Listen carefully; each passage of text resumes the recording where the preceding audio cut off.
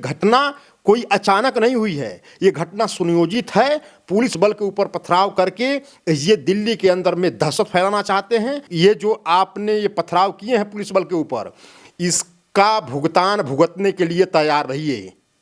ये नरेंद्र मोदी साहब की सरकार है, ये बदला ये ली जाएगी और कानून में जिस तरीके से जो प्रावधान है उसके हिसाब से एक एक और चुन करके उनका हिसाब लिया जाएगा। इस बात को ध्यान रखिएगा। कोई लुंज पुंज की सरकार नहीं है, ये 56 इंच के सीना ठोक करके 56 इंच छाती वाली सरकार है। वो एक एक के जवाब देगी, ये देखते जाइएगा। ये हर जगह कब्जा करके बैठे हुए हैं।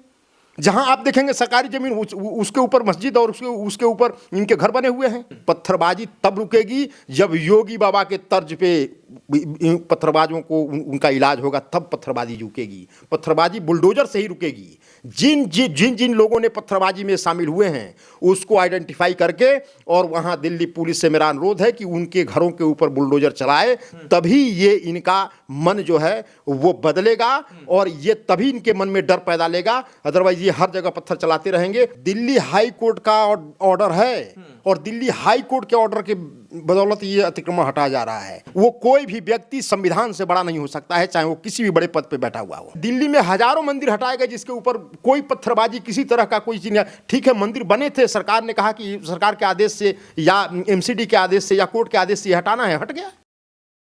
नमस्कार दोस्तों, स्वागत है आप सभी का पब्लिक मित्र पर। मैं हूं आपके साथ विमल त्यागी। आज बात करेंगे जिस तरीके से फैज़े इलाही मस्जिद के पास जितना भी अतिक्रमण था उसको हटाने जब एमसीडी के कर्मचारी पहुंचते हैं तो वहां के आसपास के रहने वाले लोगों ने पत्थरबाजी कर देते हैं, वो भी पुलिस पर, और जितने भी वहां पर फोर्स पहुंचती है उस पर पत्थरबाजी हो जाती है। ऐसे में सवाल ये है, सरकारी जमीन पर अगर कब्जा होता है, उसको कब्जा मुक्त कराने के लिए टीम जाती है तो पत्थरबाजी होने लगती है। इसी विषय पर हम बात करेंगे। मेरे साथ भाजपा नेता और अधिवक्ता अजय कुमार दुबे जी मौजूद हैं। सर, बहुत बहुत स्वागत है आपका। बहुत धन्यवाद आपका। सर, क्या कहेंगे, दिल्ली की घटना आपने देख ली होगी। तुर्कमान गेट के पास जो फैज़े इलाही मस्जिद बनी हुई है उसके पास जितना भी अतिक्रमण था उसको हटाने जब टीम पहुंचती है तो वहां पत्थरबाजी हो जाती है, उन पर पत्थर बरसाए जाते हैं। क्या कहेंगे, हर जगह पत्थरबाजी देखने को मिलती है। अगर कोई मस्जिद के आसपास कोई टीम पहुंचती है, पुलिस वाले पहुंचते हैं। नवंबर 2025 में माननीय दिल्ली उच्च न्यायालय का एक डायरेक्शन आता है, एक निर्णय ऑर्डर के माध्यम से, कि भाई जो भी वहाँ अतिक्रमण हैं वो पूरे अतिक्रमण को हटा लिया जाए और कानून के तहत उसको हटाया जाए। एमसीडी बिल्कुल कानून सम्मत, जहाँ जहाँ अतिक्रमण था, और अतिक्रमण कैसे थे, वहाँ हॉस्पिटल बनाए गए थे। अतिक्रमण कैसे थे, वहाँ पे दुकानें बनी हुई थी।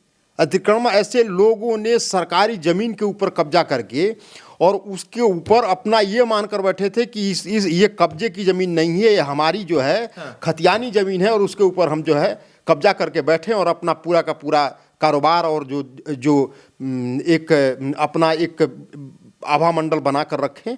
उसके ऊपर अगर इस देश के अंदर, और दिल्ली जो है देश की राजधानी है, और ऐसे जगहों पे अगर अतिक्रमण नहीं हटाए जाएंगे तो अतिक्रमण जाकर पाकिस्तान में नहीं हटेंगे, हटेंगे तो भारत के धरती पे ही हटेंगे।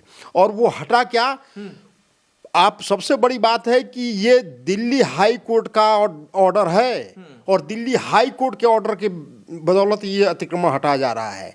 तो मैं ये कहना चाहता हूं कि जो ये लोग कहते हैं कि हमें संविधान पर विश्वास है, तो इनको न तो संविधान के ऊपर विश्वास है, न तो यहाँ इनको लोकतंत्र के ऊपर विश्वास है, और न यहाँ इनको भारत से कोई लेना देना है।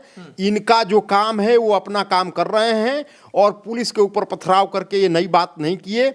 ये दिल्ली के अंदर पथराव करके कोई नई घटना नहीं है। 2020 में क्या हुआ था, इतनी बड़ी पूरे दिल्ली को तबाह कर दिया गया। तो और जिस तरह से दिल्ली को दबोच करके और दिल्ली को अस्त व्यस्त करके और पूरे अपनी एक माने जो दादागिरी स्थापित करना चाहते थे वो इनकी धरी की धरी रह गई। तो इस तरह की घटना जो ये अतिक्रमण हटाने के ऊपर कर रहे हैं, ये भारत के संविधान के खिलाफ है, भारत के शासन प्रशासन को चुनौती देने के बराबर है।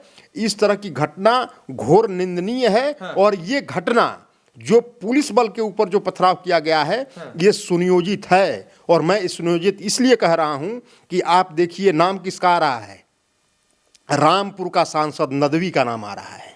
क्यों आ रहा है नाम? आप वहाँ क्या कर रहे थे? आप तो रामपुर के सांसद है, वहाँ क्या करने गए थे? और 12 बजे रात को किससे मिल रहे थे? ये भी बातें निकल कर आ रही है। तो इसका मतलब ये घटना कोई अचानक नहीं हुई है, ये घटना सुनियोजित है। पुलिस बल के ऊपर पथराव करके ये दिल्ली के अंदर में दहशत फैलाना चाहते हैं और ये कहना चाहते हैं कि हम जिसके ऊपर अतिक्रमण वाली जगह, जो अवैध जगह के ऊपर कब्जा है, वो हमारा है। इसके ऊपर अगर कोई भी संविधान सम्मत भी अगर कोई कोर्ट भी अगर कोई जजमेंट सुनाएगा और उसके ऊपर आदेश देगा, हम उस आदेश को नहीं मानेंगे। उसी का ये एक रूप देखने को मिल रहा है।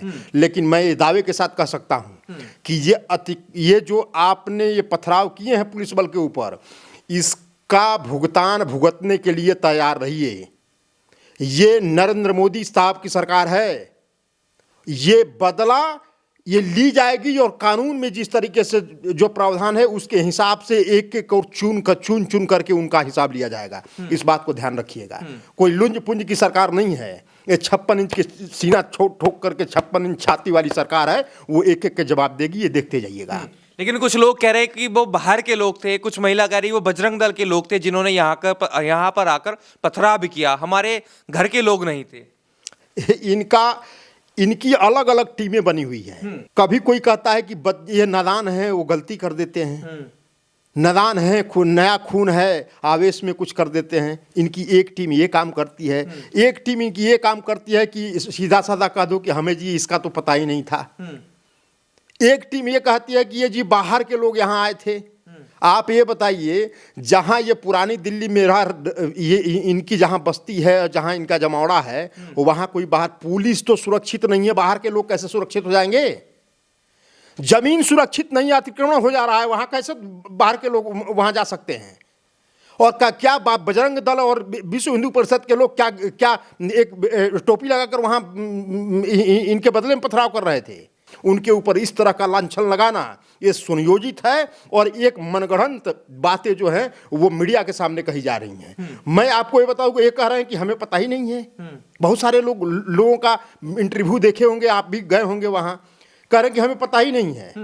इनको इजराइल में क्या हो रहा है और इजराइल ने फिलिस्तीन में क्या किया, ईरान में अमेरिका क्या कर रहा है, सऊदी अरब में अमेरिका क्या कर रहा है, पाकिस्तान में क्या हो रहा है, बांग्लादेश में क्या हो रहा है, पूरी दुनिया में जो 57 देश हैं उसके बारे में इनके छोटे छोटे जो घर के बच्चे हैं उनको भी पता है। वो कह रहे हैं कि यहाँ पत्थरबाजी हुई, हमें पता ही नहीं था।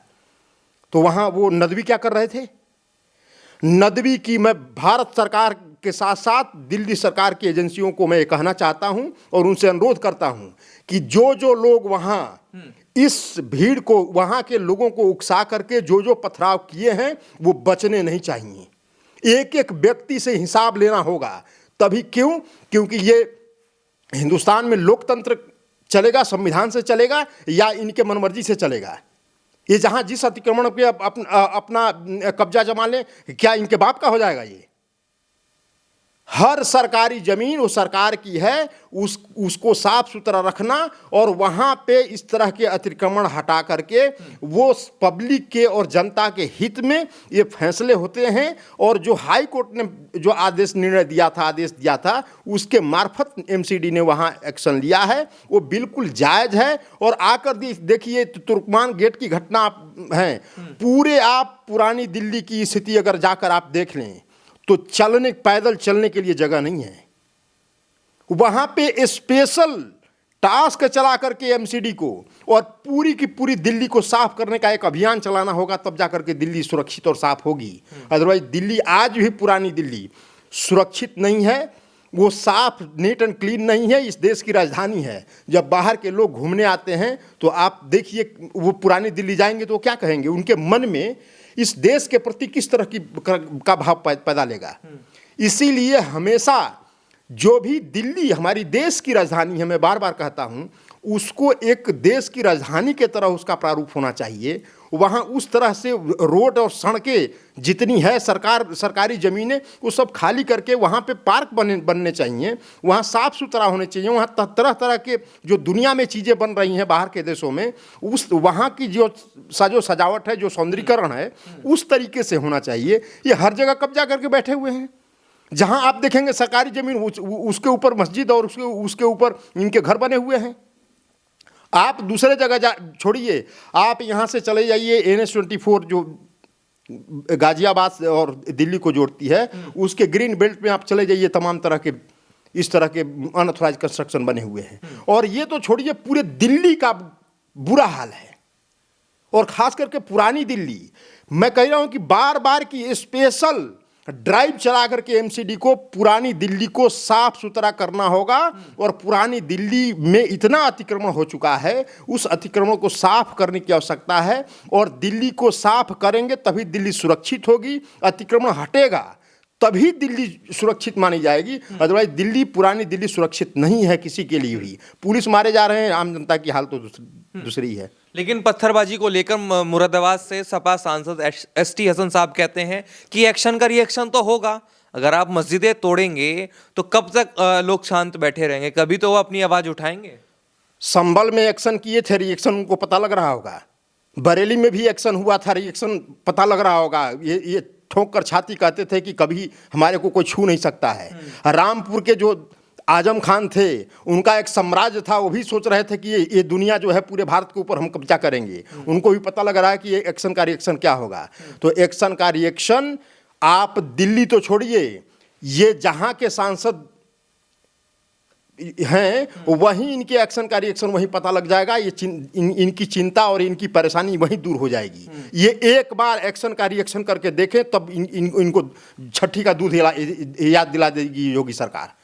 इस गलतफहमी में न रहें और इस देश को, इस देश के संविधान को, इस देश के कानून को, इस देश के व्यवस्था को बंधक बना करके और मुट्ठी में बंद करके चलने की अपना सपना जो है वो छोड़ दें। उस तरह सरकार नहीं चलने वाली है और सरकार माकूल जवाब देगी। आप देखते रहिए कुछ दिन के अंदर।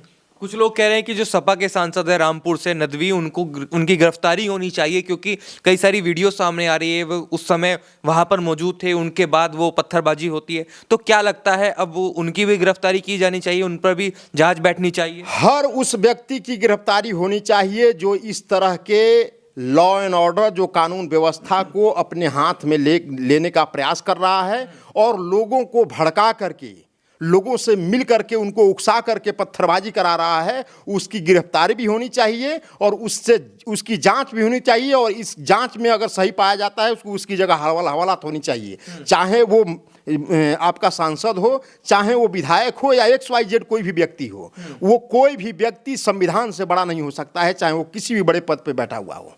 संविधान सर्वोपरि है, राष्ट्र सर्वोपरि है। इसी सिद्धांत को लेकर के और ये सरकारें काम कर रही है और इन सब का जवाब मिलेगा। आप देखते रहिएगा। लोग ये भी कह रहे हैं कि चुन चुन के मस्जिदों के पास ही क्यों देखा जा रहा है कि वहां पर अतिक्रमण है। मंदिर भी तो हैं, उनको भी तोड़ा जाए। वो भी तो अतिक्रमण करके बने हैं, सरकार की जमीन पर कब्जा करके बने हैं। नहीं, दोनों जहाँ जहाँ सरकार को लग रहा है, बिल्कुल सही है। सरकार को जहाँ जहाँ लग रहा है कि अतिक्रमण है, चाहे वो मंदिर हो, मस्जिद हो, गुरुद्वारा हो, चर्च हो, कोई भी हो, सबका अतिक्रमण हो रहा है। ये कोई सरकार का ड्राइव नहीं था। यह माननीय जो हाई कोर्ट दिल्ली है, उसके आदेश के बदौलत ये सारी घटनाएं हुई हैं और सारी अतिक्रमण हटाया जा रहा था। जहाँ जहाँ भी सरकार के संज्ञान में अगर कोई भी चीज़ें आ रही हैं, वो अतिक्रमण हट रहे हैं। इसमें कहीं से कोई धर्म का भेदभाव नहीं है। सरकारें इस पे नहीं चलती है, संविधान ऐसे नहीं चलता है। इसीलिए कहना कि मंदिर हटाए जा रहे हैं, मंदिर नहीं हटाए जा रहे हैं, मस्जिद हटाए जा रहे हैं, ये बिल्कुल बकवास है, बेबुनियाद है। इसमें कोई तथ्य नहीं है। हर कोई हटाया जा रहा है। मैं आपको एक उदाहरण लेता हूँ, मंदिर कैसे हटे हैं आपको बताता हूँ मैं।